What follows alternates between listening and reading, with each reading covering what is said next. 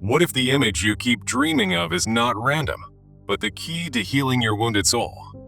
Deep inside, we all carry silent symbols, inner echoes of memories, losses, and meanings we never dared to speak aloud. These symbols, a tree, a door, a shadow, are messengers sent by the unconscious to guide us toward integration.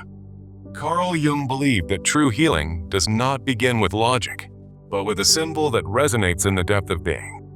When a symbol stirs your soul, it awakens something forgotten, a part of you left behind in childhood silence. We do not suffer only because of pain, but because we do not understand what the pain is trying to teach us. The soul doesn't speak through words, it speaks through dreams, images, colors, and quiet metaphors that refuse to go away. In your loneliest nights, when no one understands, it is often a symbol that reaches where language cannot. Healing begins when you no longer try to silence the symbol, but instead dare to ask, "What are you showing me?" The wound is the place where the symbol enters, asking not to be fixed, but to be honored and listened to deeply. Jung taught that symbols are living expressions of something we have lost connection to, something sacred and original within us. The more we try to explain away the image, the further we drift from its transformative power and mysterious healing invitation. Real symbols do not flatter the ego. They confront it, disturb it, and slowly dissolve its illusions of control and certainty. A dream of falling, a recurring animal, a forgotten melody. These are not trivial. They are soul's poetry calling us back. Symbols emerge not to decorate our minds, but to lead us inward, into the places we abandoned out of fear. Often, the most painful images are the most meaningful, because they shine light into what we have long kept in darkness.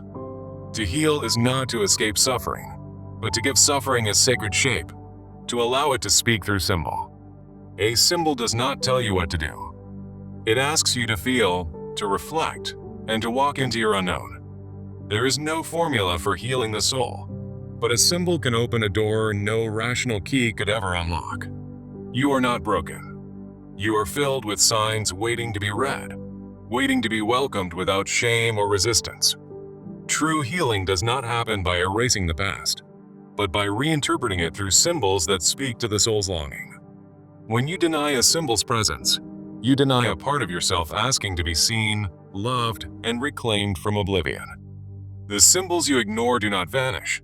They grow louder, darker, and often return disguised as anxiety, sadness, or self-sabotage. To reject a symbol is to postpone the conversation your soul has been waiting to have with you your entire life.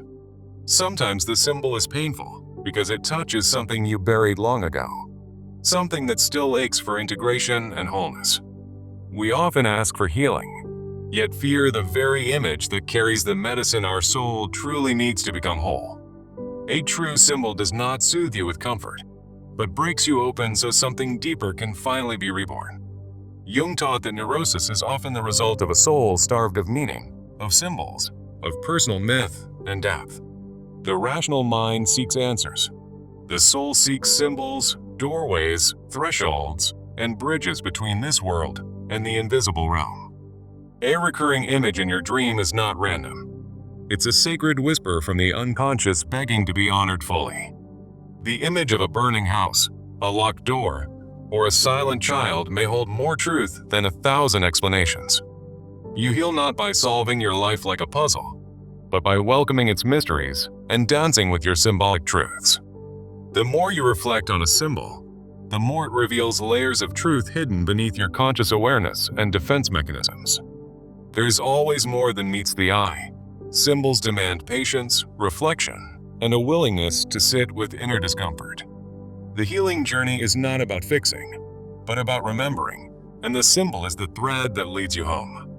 When you follow this symbol into yourself, you begin discovering forgotten landscapes of feeling, memory, intuition, and buried wisdom. You cannot force a symbol to explain itself. You must invite it, meditate with it, let it slowly unfold its message. Symbols work in silence. They do not scream. They wait for you to become quiet enough to hear their meaning. The symbol may be a color that keeps appearing, a number you can't escape, or a recurring emotion that needs attention. In Jung's view, Symbols are not decorations of the mind. They are initiations into the vastness of your inner cosmos. You are not meant to live only by reason. Your soul needs meaning, and meaning arises from the sacred language of symbols. Symbols do not live in textbooks. They live in your dreams, wounds, instincts, fears, and deepest unspoken desires. When you allow the symbol to lead you, healing becomes less about answers and more about inner communion and self-acceptance. The first step toward healing is not knowing more. It is feeling more, trusting more, surrendering to what symbols reveal within. When your soul aches, it doesn't want advice. It longs for resonance, for something that speaks its silent and sacred language. That language is symbolic. It transcends logic and opens hidden doors in the psyche that reason cannot even see.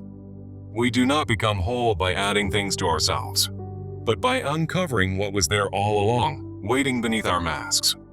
You are not your trauma, but the symbol that appears in your trauma may guide you toward a deeper transformation. Jung said that the psyche produces healing images by itself, if we are willing to honor and work with their energy. The healing symbol is not always beautiful. Sometimes it is terrifying, because it confronts the lies we tell ourselves every day. Healing begins when you stop running from the mirror the soul holds up through dream, art, synchronicity, and spontaneous inner vision. If you allow the symbol to stay, it will show you not only your wounds, but also your secret strengths. A true symbol always invites transformation, not just of pain into peace, but of fragmentation into unity, and ego into soul. The door to the soul is not found by force, but unlocked by the humility to listen without needing control or certainty. A person who honors symbols walks through life differently, slower, deeper, more attuned to meaning hidden in ordinary moments. Even suffering can be symbolic, a way the soul speaks when we ignore its quiet invitations to return home within. When everything falls apart, look for the symbol that remains. It may hold the wisdom you need to rebuild differently. The same image that once frightened you may one day become the emblem of your strength, courage, and spiritual rebirth. Healing symbols are not abstract. They are deeply personal. They echo your unique path, pain, and spiritual identity. What is meaningless to others may be the symbol that saves you, that reminds you who you were before the pain. To walk with symbols is to walk with mystery, to allow not knowing to become a doorway into something eternal and alive. Symbols can't be forced to obey intellect. They are soul's wild language, sacred messengers from the invisible to the visible. The symbol that changes you does so not by giving you answers, but by awakening questions you never dared to ask before. Healing happens when you stop trying to escape your wounds and instead ask, what do they want to teach me? The symbol reveals not who you should be, but who you truly are beneath fear, shame, expectations, and inherited identities. A true symbol makes you feel something shift inside, a recognition, a stirring, an inner truth calling your name again. Jung reminded us that symbols are vessels of psychic energy. They carry the potential to transform the entire personality. When therapy fails to touch the soul, it is often because it has forgotten the power of symbols to bring meaning. A rational solution may fix the surface, but only a symbolic experience can touch the root of the soul's ache. Symbols have the power to bypass your defenses and awaken something tender, sacred, and long neglected within your inner life. What we call healing is often just the return of meaning, and symbols are the ancient carriers of that sacred meaning. When you feel most lost, look for what repeats, the dream, the gesture, the silence, for there the symbol waits. In childhood, we understood symbols naturally, in stories, drawings, and imagination, before we were taught to doubt the invisible. Healing the soul requires unlearning what silenced us, and remembering how to see the world through the eyes of symbol again. Symbols cannot be bought, taught, or memorized. They must be felt, encountered, wrestled with, and eventually integrated through deep inner work. The psyche gives you symbols not to decorate your mind, but to illuminate your hidden inner architecture and emotional blueprints. When we see the same image in art, dream, and emotion, that is not coincidence, but soul revealing itself through repetition. Every sacred tradition honors symbols, because symbols carry something deeper than facts. They carry presence, mystery, and sacred inner knowing. If you find yourself drawn to a symbol, stay with it. It may contain the very medicine your spirit longs for. What appears random may be the most intentional thing your unconscious has ever tried to give you, a healing symbol. Do not rush the meaning of the symbol. Trust that its wisdom will unfold as your soul becomes ready to receive it. Many try to escape themselves through answers. Few dare to face the symbol that shows them the questions they must live. To walk a healing path is not to remove suffering, but to walk through it with the guidance of sacred meaning. Healing doesn't come from outside. It begins when you enter the temple within, guided by a symbol only your soul understands. The soul does not ask for perfection. It asks to be seen, held, honored, and remembered in symbolic language. A true symbol may break your heart open, not to destroy you, but to awaken the part of you still alive. The journey is not linear. The symbol may return again and again, deeper each time, until its message is fully received. Jung said, "The symbol gives rise to a process of transformation." And transformation is the heartbeat of healing. You may not always understand the symbol, but your soul will, if you learn to trust its subtle movements within. Sometimes the most healing moment is not a breakthrough, but simply sitting in silence with a symbol that holds your truth. There is no true healing without symbolic experience. No true return without following the trail of images your soul lays out. When reason fails, let the image speak, for its wisdom may lead you further than thought alone could ever dare. The soul moves in curves and spirals, and symbols are the language it uses to help you navigate the terrain. A symbol that touches your heart is not entertainment. It is initiation into deeper knowing and inner transfiguration.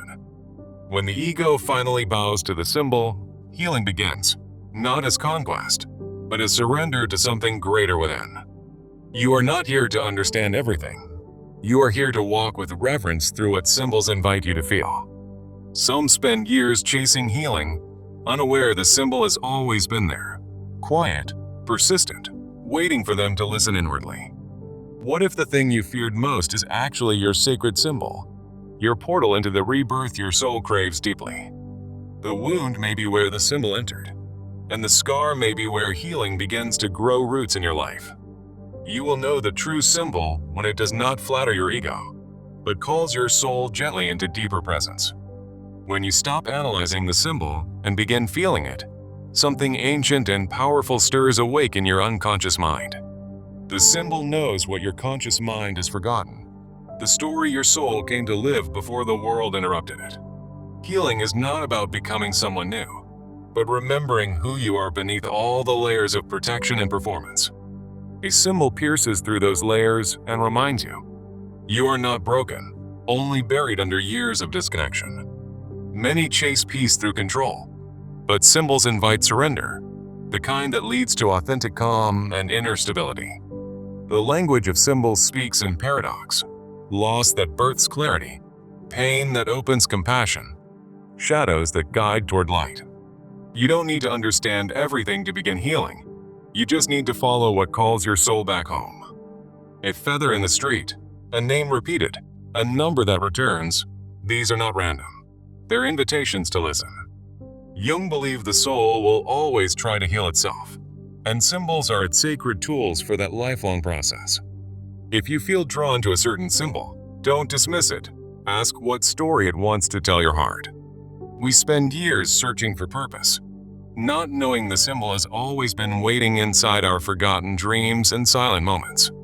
Symbols don't operate on deadlines. They bloom when you become spacious enough within to welcome mystery without forcing understanding. The symbol that transforms you will not come through effort, but through vulnerability, humility, and deep inner listening. Soul speaks slowly, and a true symbol is its whisper, saying, "There's something more here if you're willing to look." We long for healing, yet avoid the one thing that could open us, the image we've been taught to fear. The monsters in dreams are not enemies. They are symbols of disowned power, waiting to be recognized and reintegrated. When you face the image instead of fleeing, you realize it wasn't there to harm you, but to free you. A healing symbol often appears where the ego collapses, in the rubble of old identities that no longer serve your growth.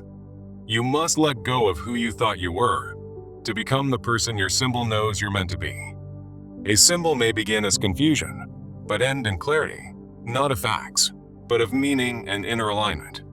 Healing is remembering your original face, and the symbol is the mirror reflecting who you were before the world changed you. You don't find symbols.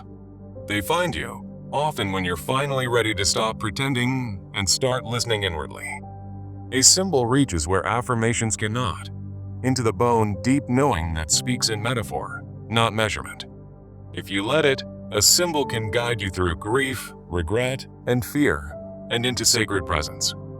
The first wound is where the first symbol hides, guarding the story of what was lost and what still remains.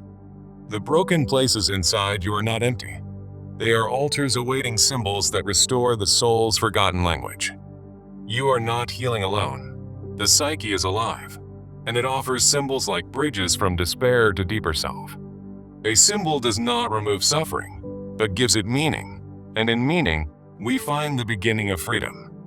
Jung said the symbol is the best possible expression for something otherwise inexpressible, and that's where real healing begins.